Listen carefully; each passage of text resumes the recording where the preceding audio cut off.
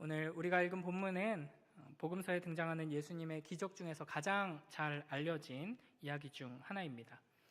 유치부 아이들로부터 해서 이제 심지어는 교회를 다니지 않는 사람들에게도 많이 알려져 있는 이야기죠. 그래서 이 오병이어라는 명칭이 여러 군데 많이 사용되는 것을 볼 수 있습니다. 교회나 선교단체뿐만 아니라 식당이나 분식집 이름으로도 많이 쓰이고요. 또 오늘 인터넷에 쳐보니까 오병이어 잉크가 저는 맨 위에 뜨고 떡집이랑 복지재단 여러 가지가 뜨더라고요.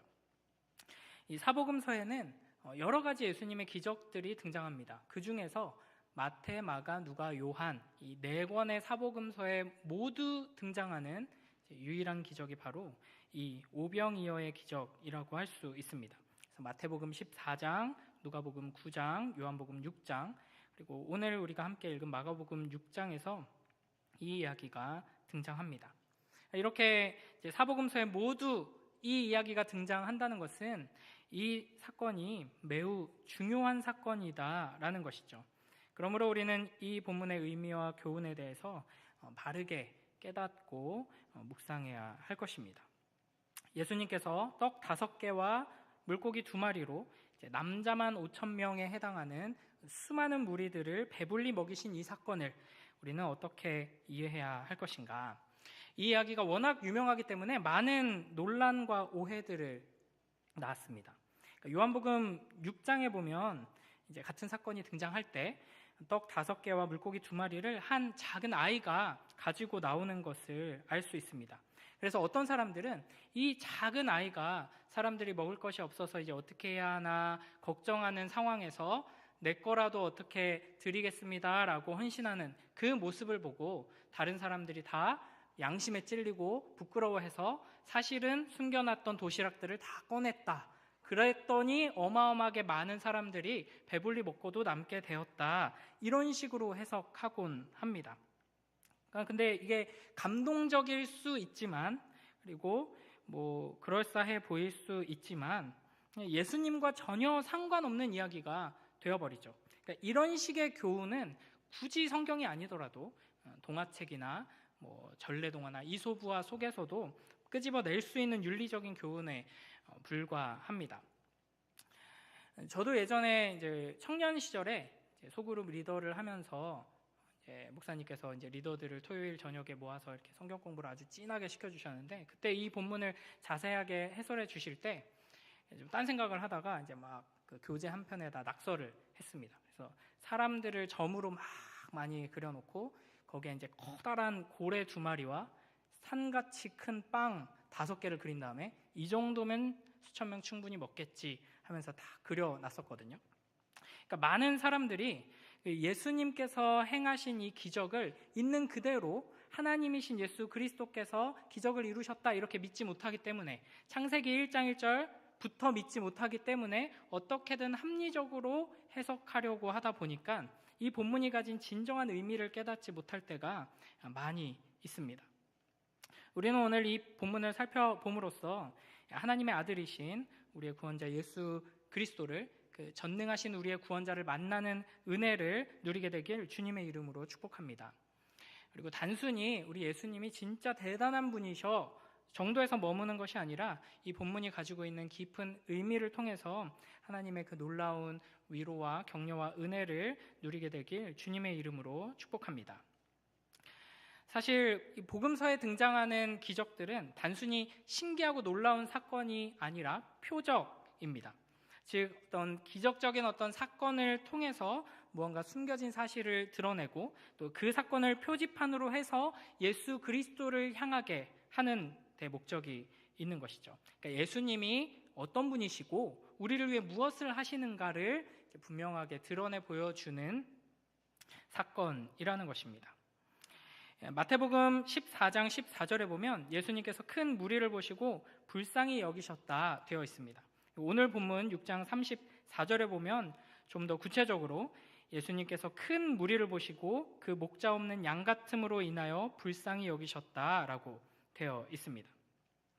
그러니까 예수님께서는 계속해서 수많은 사람들을 향해서 하나님의 나라를 선포하시고 병자를 치유하시는 사역을 하시고, 또 그 다음에 이제 12제자를 둘씩 파송한 직후에 제자들과 함께 쉬려고 하셨는데 사람들이 이제 계속 몰려오는 상황이 되었습니다.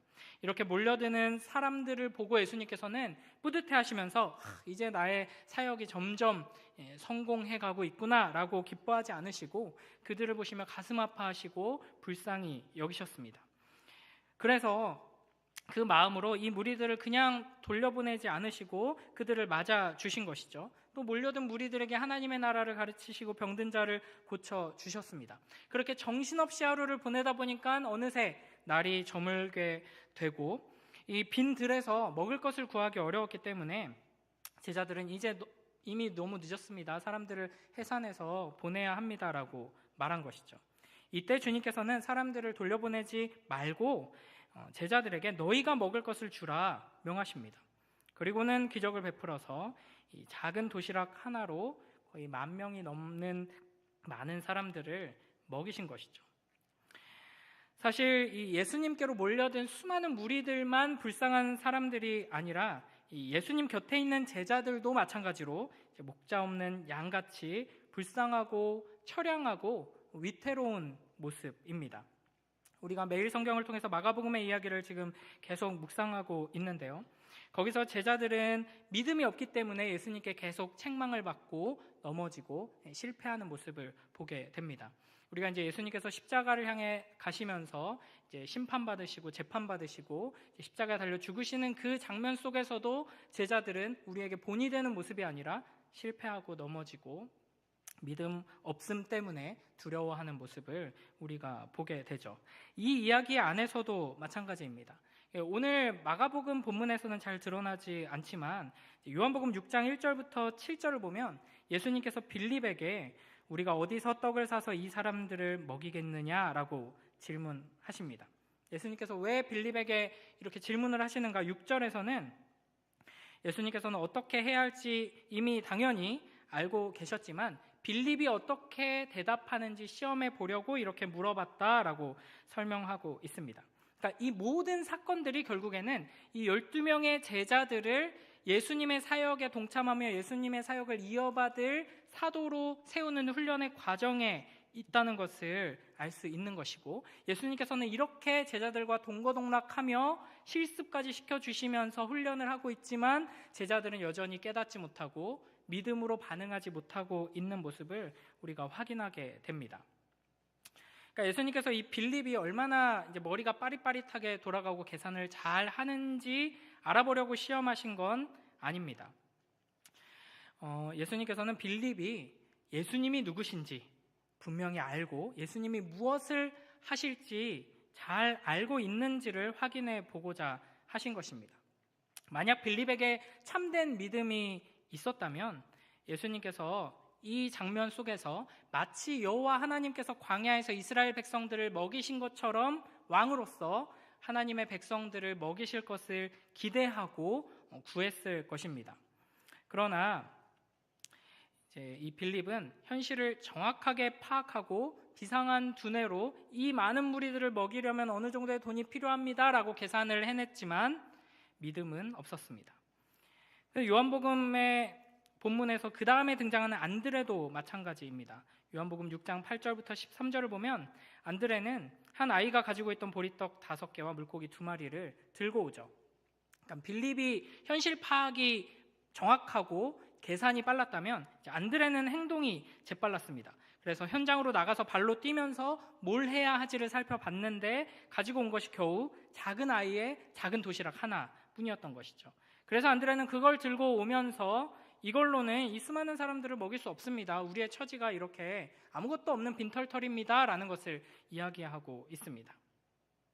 이와 같은 제자들의 반응은 우리의 힘과 능력으로는 이 배고픔의 문제를 해결할 수 없는 영원한 생명의 떡이 우리에게 없음으로 인해서 굶주리고 있는 우리의 비참한 현실을 분명하게 잘 드러내 보여줍니다. 그러면서도 동시에 우리에게 영원한 생명을 주시는 생명의 떡이 되신 우리의 왕을 곁에 두고도 우리가 믿지 못하고 깨닫지 못하고 있다 하는 것을 이 제자들의 어리석음을 통해서 잘 보여주는 것이죠. 여기서 이제 제자들이 믿음이 없다라고 하는 것은 단순히 예수님이 얼마나 대단한 분이신지를 모른다는 의미는 아닙니다. 그건 알고 있었죠. 그러나 예수님께서 어떤 왕이신지 그리고 무엇을 위해 오셨는지를 제대로 알지 못했다 하는 의미입니다.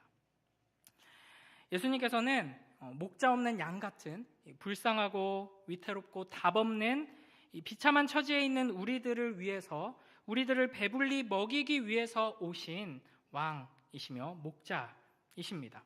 그걸 오늘의 본문이 잘 보여주는 것이죠. 그런데 이제 여기에 이 본문을 해석하는데 좀 문제가 있습니다. 사람들을 배불리 먹이신 이 놀라운 기적이 예수님께서 처음 사역을 시작하시면서 광야에서 받으셨던 시험과 충돌하는 것을 확인하게 됩니다. 누가복음 4장 1절부터 4절 말씀인데요. 우리 함께 읽어보겠습니다. 시작. 예수께서 성령의 충만함을 입어 요단강에서 돌아오사 광야에서 40일 동안 성령에게 이끌리시며 마귀에게 시험을 받으시더라. 이 모든 날에 아무것도 잡수시지 아니하시니 날수가 다함에 줄이신지라. 마귀가 이르되 내가 만일 하나님의 아들이거든 이 돌들에게 명하여 떡이 되게 하라. 예수께서 대답하시되 기록된 바 사람이 떡으로만 살 것이 아니라 하였느니라. 아멘. 공생애를 시작하시며 우리 주님께서는 성령에 이끌려서 광야에서 마귀에게 시험을 받으셨습니다. 40일 동안 아무것도 드시지 않고 줄이신 상태에서 마귀는 만일 하나님의 아들이거든 이거는 네가 하나님의 아들이니까 이 돌들에게 명하여 떡이 되게 하라. 그러니까 너는 하나님의 아들이니까 너에게는 능력이 있다. 그 능력을 가지고 너의 배고픔을 면해라. 이렇게 이야기를 한 것이죠. 그러니까 사실은 이 상황에서 하나님의 능력을 나의 배고픔을 더는 데 사용하는 것은 마땅해 보입니다. 당연히 그렇게 해야 할 것 같은데 예수님께서는 신명기 8장 3절의 말씀을 인용하시면서 사람이 떡으로만 살 것이 아니요 하나님의 입으로부터 나오는 모든 말씀으로 살 것이라 라고 하며 이 사탄의 유혹을 물리치시고 반격하십니다. 근데 이랬던 예수님께서 오늘 장면에서는 먹을 걸 만들어내셔서 사람들을 배불리 먹이시죠.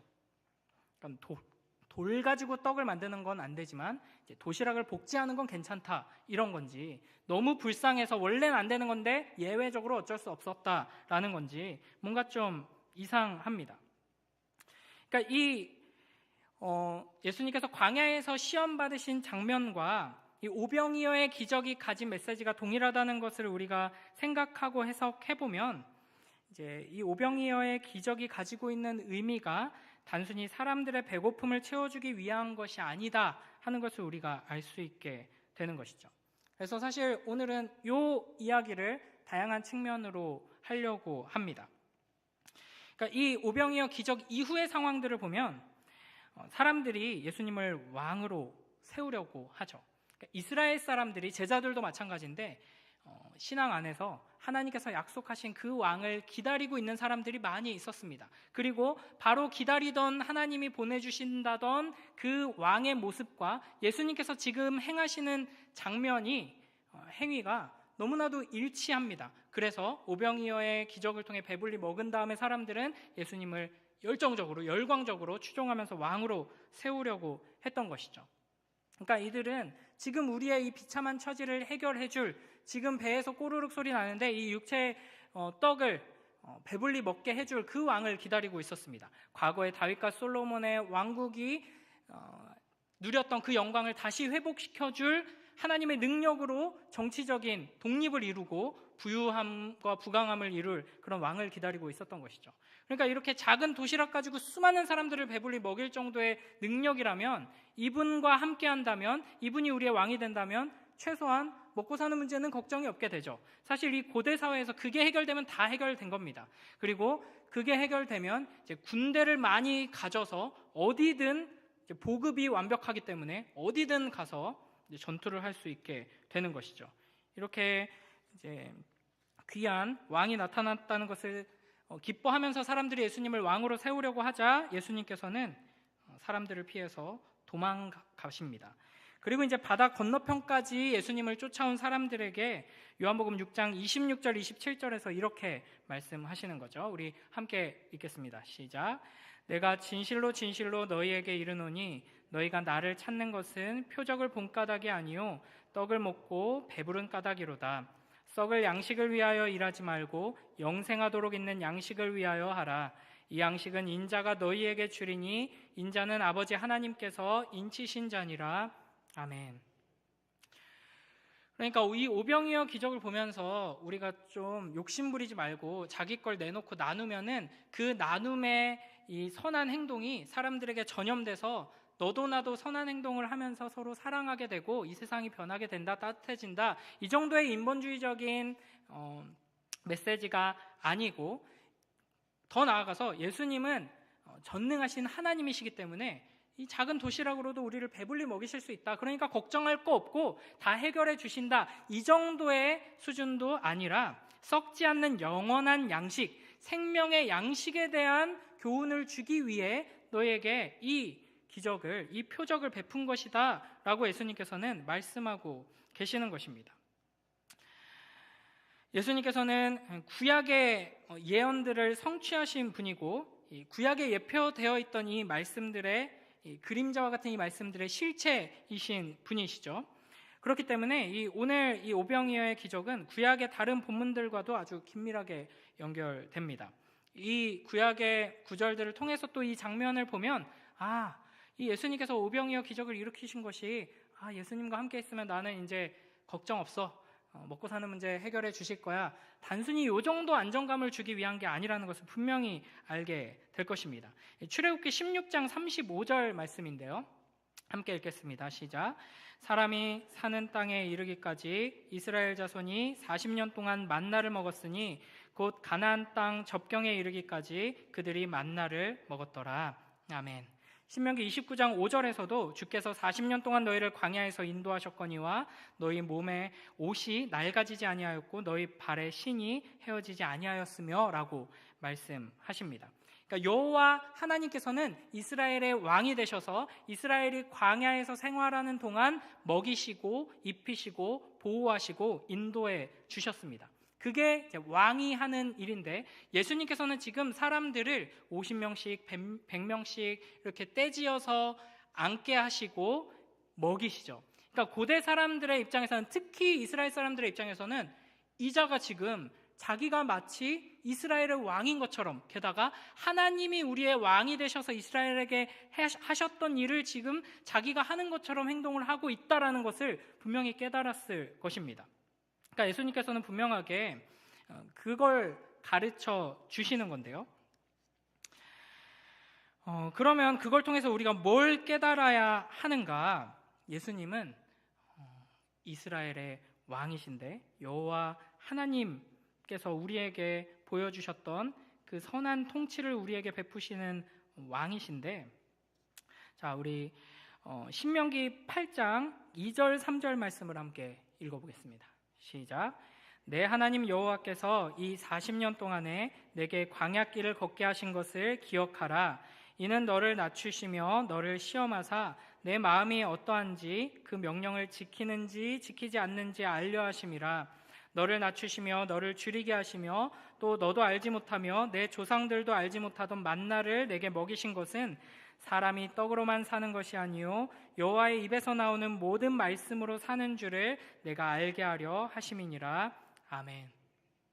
그러니까 여호와 하나님께서 이스라엘 백성들에게 만나를 주시고 메추라기를 주시고 먹이시면서 그 광야 생활 동안 함께 하신 거는 왜 그렇게 한 거냐?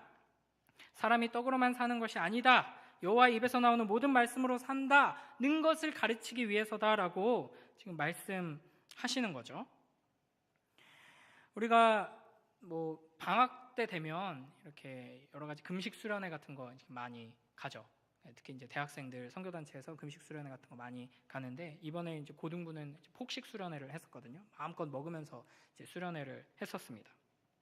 사실은 우리가 굶주리고 헐벗고 부족하고 어려우면 훈련이 잘 된다, 신앙의 훈련이 잘 된다라고 생각하기가 쉽습니다.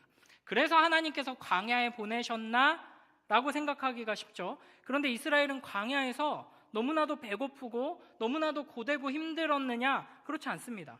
하나님께서 만나와 메추라기를 먹여주셨습니다. 그러니까 문 앞에 매일매일 먹을 음식이 배달된다, 식재료가 맨날 배달된다, 얼마나 좋습니까? 그리고 구름기둥 불기둥으로 함께 하셨죠. 낮에는 덥고 밤에는 추운 그 광야에서 낮에는 에어컨을 쫙 틀어주시고 밤에는 난방을 탁 틀어주시고 그렇게 베풀어 주셨습니다.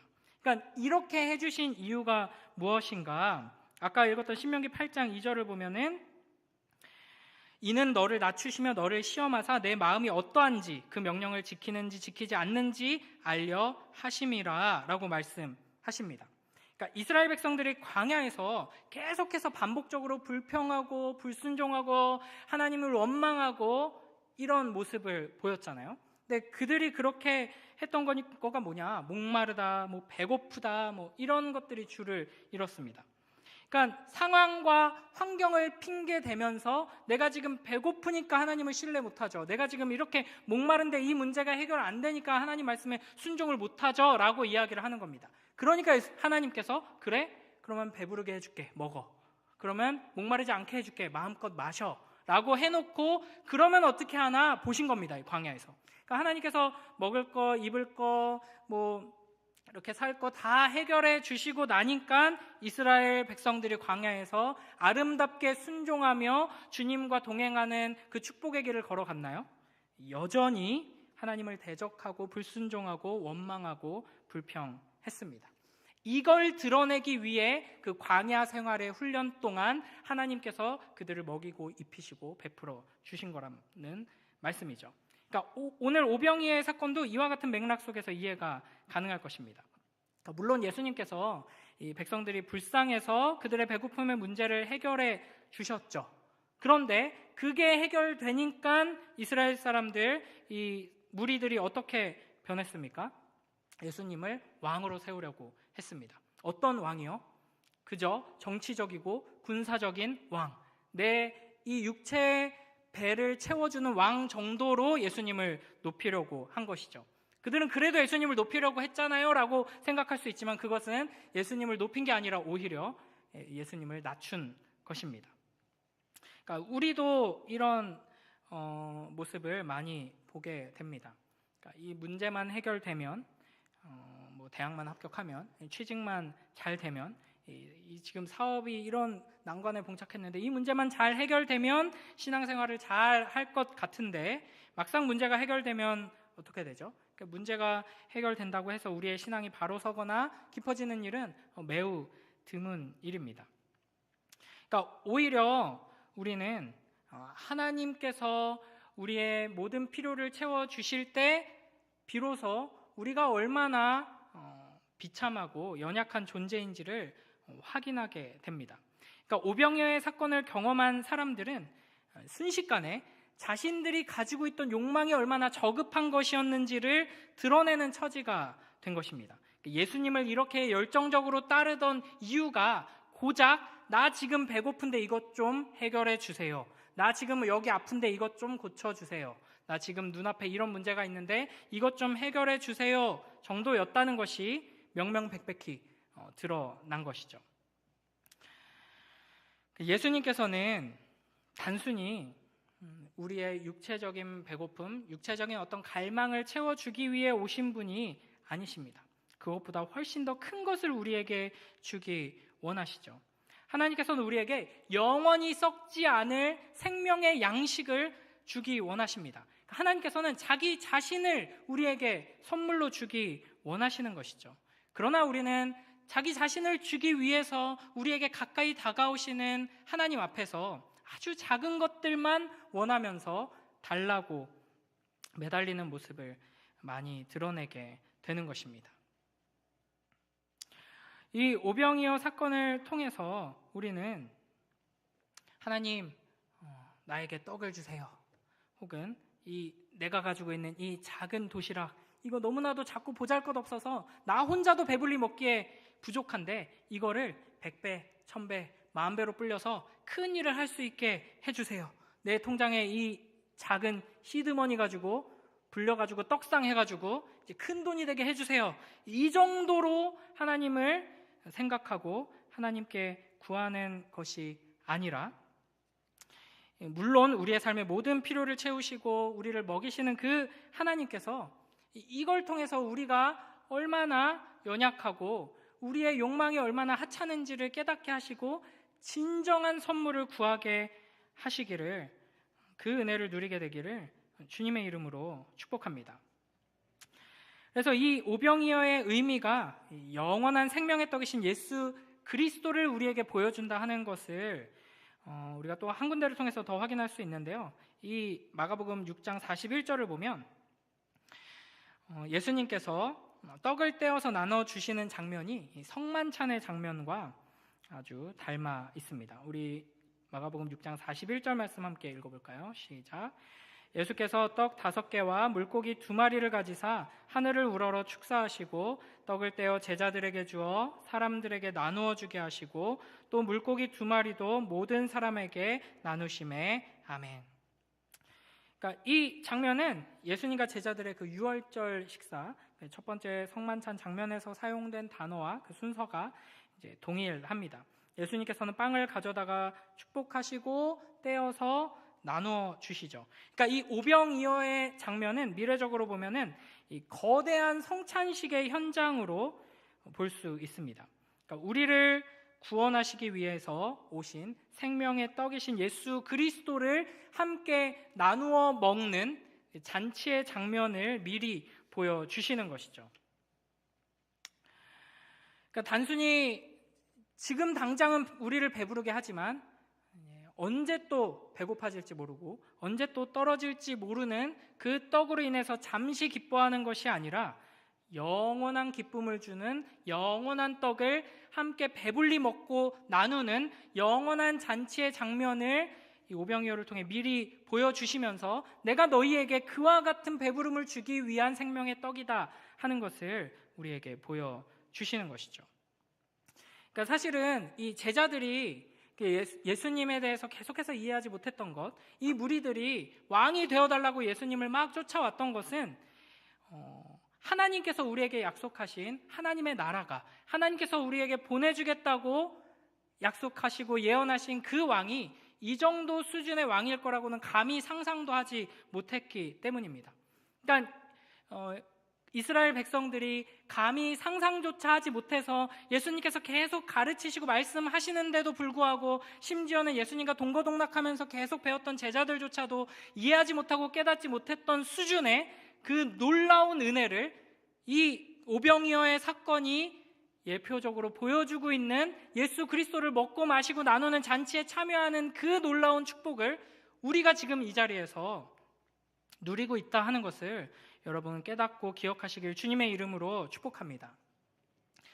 예전에 제가 이제 성찬식에 참여하고 있었는데요. 예전에 이제 제가 섬기던 교회는 이제 앞으로 나가서 이제 떡과 잔을 받아서 자리에 와서 앉고 이제 같이 기도하고 이렇게 먹었습니다. 앞에 나가서 이제 떡과 잔을 받아서 자리에 앉았는데 그때 제 옆에 그때 당시 저희 교회에서 가장 귀여움을 많이 받던 유치부 여자아이가 이제 앉아 있었어요. 저를 좋아해서 제 자리 옆에 앉아 있었는데 그걸 들고 딱 오니까 막 갑자기 예배 시간에 이제 먹을 걸 가지고 와서 놀랬는지 뭐 먹어? 이렇게 물어보더라고요. 그래서 제가 뭐라고 답했을까요? 예수님 먹어 그랬거든요. 그랬더니 깜짝 놀라가지고 예수님을 먹어? 그러면서 예배 시간 내내 예수님을 먹는다고? 그게 예수님이야? 이러면서 막 계속 궁금해 하더라고요. 우리가 성찬식에서 떡과 잔을 먹고 마시죠. 그게 뭘 하는 건가요? 예수님을 먹고 마시는 겁니다. 그리고 그 성찬식은 우리가 이제 고난주간 뭐 그 금요일에 성찬을 한다고 제가 알고 있는데 이 고난주간 때는 십자가를 깊이 묵상하지만 기본적으로 성찬식이 담아야 하는 가장 중요한 의미는 천국에서 우리가 먹고 마시며 나누게 될 영원한 생명의 양식이신 예수 그리스도를 우리는 지금 여기에서도 먹고 마시고 누리고 그 생명으로 살아가는 사람들이다. 그 잔치를 우리는 우리의 삶 속에서도 누린다 하는 것을 확인하고 경험하도록 주신 것입니다. 그러므로 우리는 단순히 먹어도 줄지 않는 식재료가 가득 들어있는 냉장고 정도의 축복을 기대하고 누리는 것이 아니라 영원한 생명의 양식을 먹고 마시고 누리고 나누는 이 축복 가운데서 우리가 얼마나 영광스러운 자리에 있는지를 기억하며 나아가는 복된 우리 모두가 되길 주님의 이름으로 축복합니다. 구약의 성도들이 예수님의 제자들조차도 상상조차 하지 못했던 그 놀라운 미래가 지금 여기에서 성취된 것입니다. 예수 그리스도께서 우리를 위해 친히 생명의 양식이 되셨고 우리는 그 양식을 먹고 마시며 목자 되신 예수 그리스도의 인도함을 받아 교회로 세워져 갑니다. 성찬에 참여할 때뿐 아니라 하나님의 말씀을 듣고 배우고 묵상할 때마다, 찬양하고 기도할 때마다, 특별히 이제 소그룹 안에서 우리가 하나님의 말씀을 함께 나누고 그 말씀의 생명력과 은혜와 위로를 나누고 누릴 때마다 우리를 위해 생명의 양식이 되신 예수 그리스도를 먹고 마시는 것이 얼마나 귀한 일이고 큰 축복인지를 감사하는 복된 우리 모두가 되길 주님의 이름으로 축복합니다. 우리 6장 42절 말씀을 보면요, 아주 짧죠. 그러면 이제 말씀 암송할 때 이런 구절을 잘 찾아서 암송하면은 여러 구절을 암송한다고 할 수 있습니다. 그래서 이제 마가복음 6장 42절 말씀, 다 배불리 먹고 아멘. 너무나도 좋은 말씀이죠. 그러니까 이 세상은 이 갈급하고 굶주리고 갈증 때문에 죽어가는 우리들을 결코 배부르게 만족시켜주지 못합니다. 마치 바다 한가운데서 난파한 선원들이 아무리 목마르다고 그 바닷물을 마셔버리면 더 갈증이 나서 탈수되고 죽어버리는 것처럼 이 세상에 우리의 갈증을 풀어주고 우리가 갈증 때문에 죽어가는 사람들을 살릴 수 있을 것 같은 여러 요소들이 있지만 그것들을 통해서 우리의 갈증을 해결하려고 하다 보면 결국에는 우리는 오히려 더 탈수해서 죽게 될 것입니다. 아무리 많은 돈, 많은 성취, 많은 소유, 많은 관계들이 주는 그런 배부름은 우리의 영혼의 영원한 갈증을 해결하지 못하는 것이죠.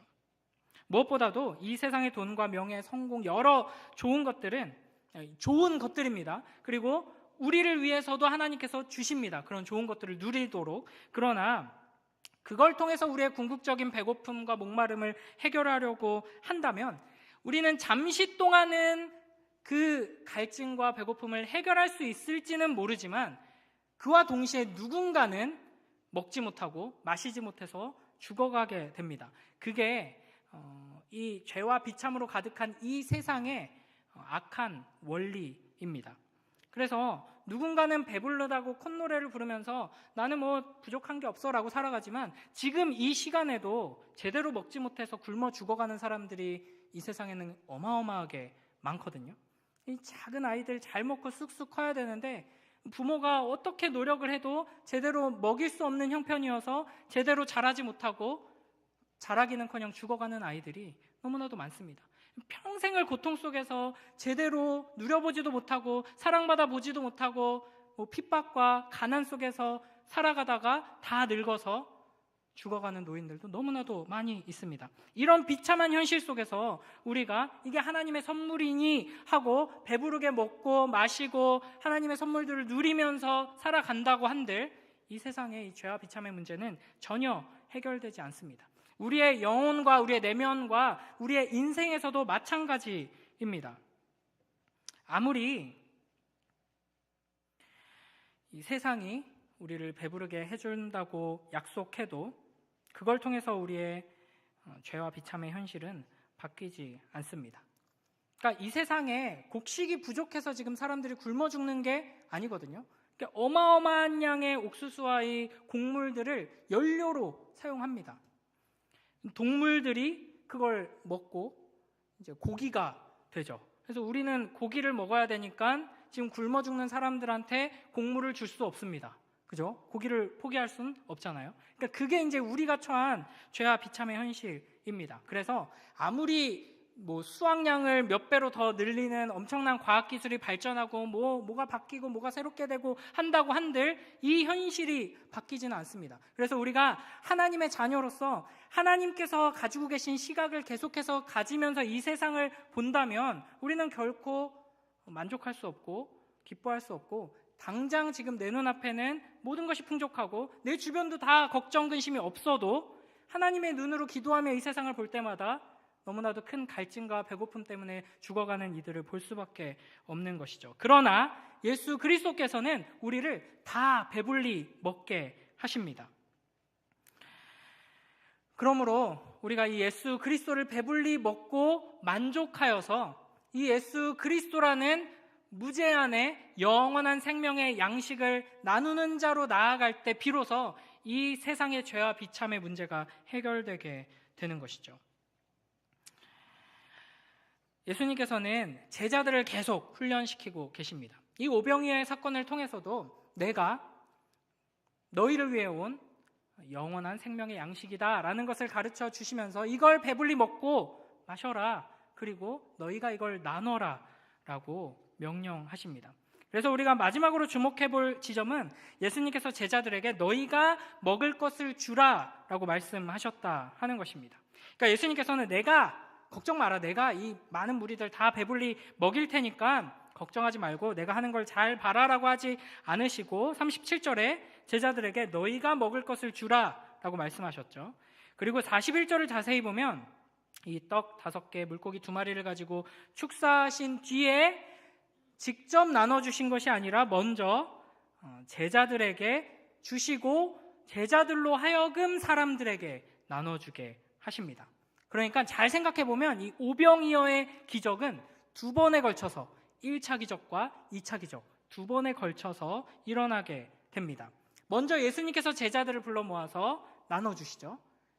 그래서 제자들은 아마 1인분 혹은 한 사람이 들 수 있을 정도의 양으로 예수님께 받았을 겁니다. 그리고 나서 남자만 5,000명, 10,000명 정도 되는 수많은 무리를 향해서 이 12명의 제자들이 출발합니다. 예수님이 가서 너희가 나눠줘라. 이제 여기서부터 이제 제자들은 굉장히 혼란스럽고 두렵고 혹은 기대가 됐을 것입니다. 그러니까 자기가 가지고 있는 이 작은 양식을 가지고 수많은 사람들을 어떻게 먹일 것인가. 근데 정확하게 어떤 일이 일어나는지 우리가 알 수는 없지만 또 다른 기적이 어쩌면 예수님께서 제자들에게 이루신 기적보다 훨씬 큰 기적이 제자들을 통해서 일어나서 수많은 사람들이 배불리 먹고 12광주리가 남게 됩니다. 그러니까 예수님께서는 이런 식으로 이 제자들을 특별하게 훈련시키고 계시는 것입니다. 그러니까 예수님께서 부활하시고 승천하신 이후에 제자들만 남아서 이 복음을 전하며 하나님의 나라를 전진시켜야 할 때 우리가 어떻게 할 수 있을까? 너무나도 걱정스럽고 두려웠을 것입니다. 그러나 이 오병이어 사건을 통해서 예수님께 배우고 실습했던 내용들이 제자들은 생생하게 생각났을 것입니다. 우리가 가진 것을 나눠주는 게 아니라 예수님께서 우리에게 나눠주셨던 걸 우리가 들고 나갔을 때 수많은 사람들이 배불리 먹고도 남았다. 내가 가진 것, 내 힘, 내 능력으로 굶주린 사람들을 먹이는 것이 아니라 예수님께서 우리에게 주신 걸 들고 나갈 때 하나님께서 일하신다. 이걸 가르쳐 주신 것이죠. 그래서 오늘 읽은 본문이 바로 앞에 마가복음 6장 7절부터 13절을 보면 예수님께서는 12제자를 부르셔서 둘씩 짝지어서 파송하십니다. 제자들은 예수님께로부터 모든 귀신을 제어하고 병을 고치는 능력과 권위를 받아서 예수님께서 행하셨던 사역을 행하게 되죠. 제자들은 나가서 회개하라 전파했고 많은 귀신을 쫓아내고 병자에게 기름을 발라서 고쳤습니다. 그리고 그 놀라운 사역을 감당하게 된 감격과 흥분이 채 가라앉기도 전에 이 오병이어의 기적을 경험하게 되는 것입니다. 우리는 우리가 이 사람들에게 나누어 줄 것이 아무것도 없는 빈털털이라는 사실에 절망할 때가 많이 있습니다. 저도 제가 젊었을 때, 제가 어렸을 때, 제가 선교지에 나갔을 때 이렇게 이제 삶의 간증들이 넘쳐나는 분들의 설교를 들으면 너무나도 위축됩니다. 저는 온실 속에 잡초와 같이 살았기 때문에, 화초까지는 아니고요. 이제 뭐 부모님의 보호 아래서 이제 살다가 이렇게 훌륭한 아내를 만나서 또 이렇게 가정을 이루고 또 좋은 교회의 사랑을 받으면서 이렇게 계속 자라왔기 때문에 막 이렇게 뭐 간증거리가 없진 않지만 이제 그런 막 위대한 분들의 간증에 비하면 이렇게 부끄럽습니다. 내가 과연 사람들에게 은혜를 끼칠 수 있을까? 하나님의 말씀을 전할 수 있을까? 이 아름다우신 예수 그리스도를 내가 감히 어떻게, 설교는 단순히 말로 하는 게 아닌데 나의 삶이 어떻게 드러낼 수 있을까 생각할 때가 많이 있습니다. 아마 여러분도 마찬가지이실 겁니다. 교사로 섬기시는 분들, 또 구역장으로 섬기시는 분들, 뭐 가르치는 위치가 아니라고 하지만 어쨌든 은혜를 나누고 하나님의 말씀을 나누려면 이제 소그룹 안에서 아이들에게 이 말씀을 나누고 이제 소그룹과 이 삶을 나누고 말씀을 나눠야 되는데 내가 이들에게 어떻게 이 생명을 전할 수가 있지? 복음을 흘려보낼 수가 있지? 생각하기가 쉽습니다. 그러나 우리가 나누어 줄 것은 내가 가진 것이 아니라 주님께서 우리에게 나누어 주신 것이라는 것을 우리가 잊지 말아야 할 것입니다.